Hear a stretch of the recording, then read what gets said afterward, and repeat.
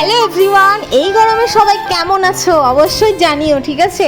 আর এই গরমে দোতলার উপরে রান্নাঘরে রান্না করতে যে কি কষ্ট তোমাদের বলে বোঝাতে পারবো না। আমি চলে এসেছি দুপুরে রান্না করতে। তো আজকে আমার হাজবেন্ড এনেছিল মাটন, আর মাটন খাবো ঠিকই, কিন্তু এক গামলা মাটন, দেখতে পেরেছো? আমার হাজবেন্ড এইরকমই ধরে আনতে বললে বেঁধে নিয়ে চলে আসে, মানে সব কিছুই, মানে সব কিছু। তোমাদের তো আগেও ভিডিওতে বলেছি আমি মাটনটা দারুণ রান্না করি। হ্যাঁ, নিজের প্রশংসা নিজেই করছি, কারণ আমার রান্না ছাড়া আমি নিজে খেতেই পারি না, জানো তো। আমার মাটন এত ভালো লাগে যে আমার অন্য কারোরটা খেয়ে পোষায় না। এক হচ্ছে আমার দিদির মাটন রান্না, আর এক আমার মা।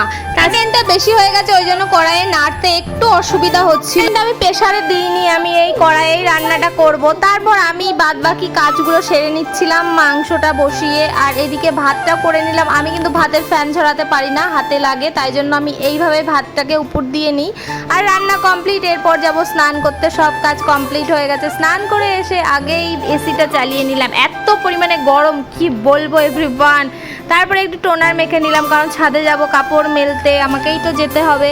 আর মেয়েকে নিয়ে যাব না, ওকে রুমে বন্ধ করে চলে যাব। ভীষণ চিৎকার করে, জানো তো, ওকে বন্ধ করে গেলে। তার আগে আমি ঠাকুরকে একটু ধূপ ধরিয়ে নিচ্ছি। আর এই যে আমার হাজবেন্ড সেদিন আমাকে ফুল পাঠিয়েছিল, আমি ফুল এত ভালোবাসি, জানো তো। আমি এগুলো গ্লাসের মধ্যে রেখে দিয়েছিলাম জল দিয়ে, বাট এত পরিমাণে গরম পড়ছে সব শুকিয়ে গেছে। মনটা খারাপ হয়ে গেল দেখে।